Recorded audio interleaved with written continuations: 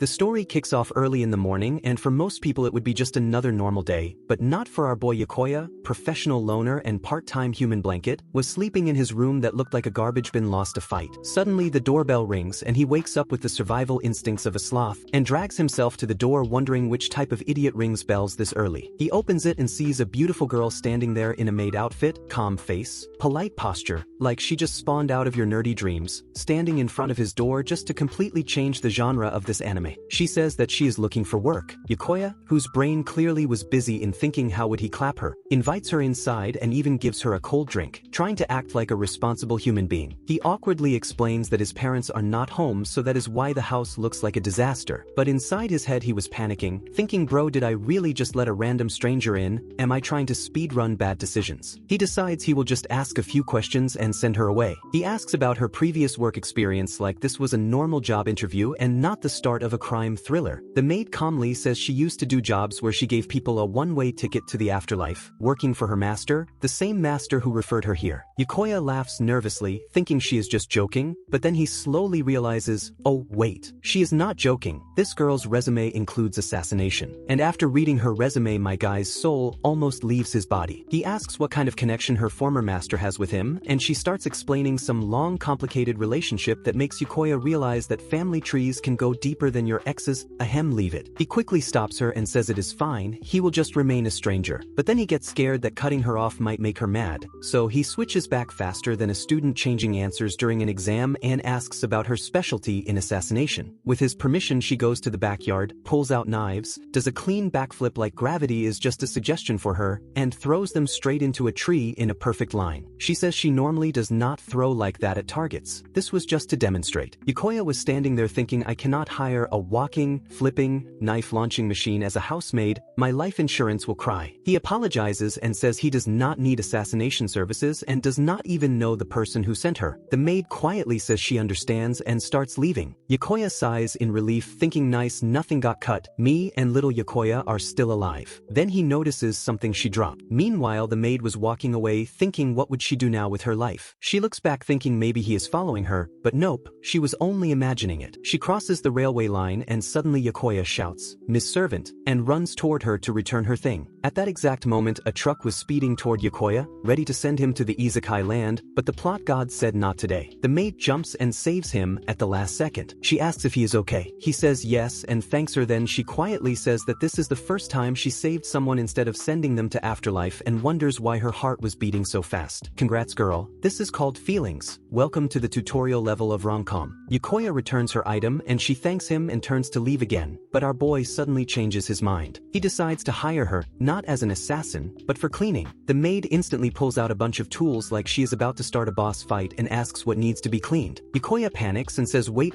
I mean garbage, dust and dirt, not people. She seriously thought the trash piles might contain bodies. She asks if he will give her the job if she does the work. He agrees, thinking she saved his life and she does not seem like a bad person, just extremely trained assassin. Scene shifts and Yuki soon realizes that she had zero idea how to do housework. She was holding a broken broom and somehow had an upside-down bucket on her head like a confused knight. She apologizes and almost slips but saves herself with another backflip because apparently normal balance is illegal for her. The bucket though refuses to leave and stays for emotional support. She apologizes again saying that she might not be able to do everything. Yuki gently takes the bucket off her head and says that actually it is his fault for giving her work she does not know. They will clean together and she can learn. 1 hour later the living room was shining and Yuki thanks her for helping. Then he checks the time and remembers that they forgot to eat anything. He asks if she can cook, and she says no. This girl can eliminate targets but cannot boil water. Yuki says it is fine, he already knows what to make and tells her to go freshen up. While bathing she thinks Yuki is different from other masters. Meanwhile Yuki sits there thinking I am a second-year high school student living alone and now there is a former assassin maid in my house and my biggest fear right now is what if she just walks out in just a towel, how am I supposed to act normal? She comes out after her bath fully dressed and politely thanks him for letting her wash up and Yuki's fantasy sequence instantly crashes with a big better luck next time sign flashing over his head. My man really prepared for a rom-com moment and got HR approved wholesomeness instead. They start making dinner and Yuki tells her not to force herself while cutting cabbage. She picks it up and chops it into tiny perfect pieces like she is doing knife ASMR for assassins. He explains the dish is tonkatsu and asks if she has ever eaten it before. She says she has only ever seen food food as something that keeps a body functioning, like fuel, not something to enjoy, so even if she ate it she would not remember the taste. Yuki looks personally offended on behalf of cuisine and says once you try this you will never forget it, and flexes that he got it from a famous shop. He serves 2 plates and finally asks her name. She says that she does not have one, every master called her something different, and he can give her a name too. Yuki short-circuits for a second, then says he will think about it. For now he will call her Ms. Servant, and they start eating. After the first bite he asks how it is. For a moment she gets flashes of her past, but she comes back and says it is really good. Inside she feels this strange warmth from the accident, to now sitting at dinner like a normal person. Her emotional operating system was installing a new update called Feelings. Yuki tells her that he prepared a room upstairs for her and she can treat it as her own. She remembers her past, covered in blood, cold and cruel like ice. Meanwhile Yuki notices that she was eating without sauce and tells her to try it with sauce. She does, and her mind basically goes wow and she thinks, so, this is called flavor. Later at midnight Yuki wakes up sweating from a nightmare and goes to the fridge for food. There he finds Miss Servant eating sauce. Just sauce that 2 straight out of the container. Both of them stare at each other like 2 raccoons caught at 3 a.m. She apologizes and he says it is fine. He also gets hungry at night. He brings some food on a tray and they eat together. She asks if he had a bad dream. He was shocked and asks how she knows. She says when she came toward the kitchen she heard him from his room. He was talking and crying in his sleep. Yuki gets embarrassed but she adds that he was calling for his mom. She says she also had a strange dream about tonkatsu sauce talking to her saying it is so big it will never finish no matter how much she licks it. Are you sure it was sauce talking not Yuki?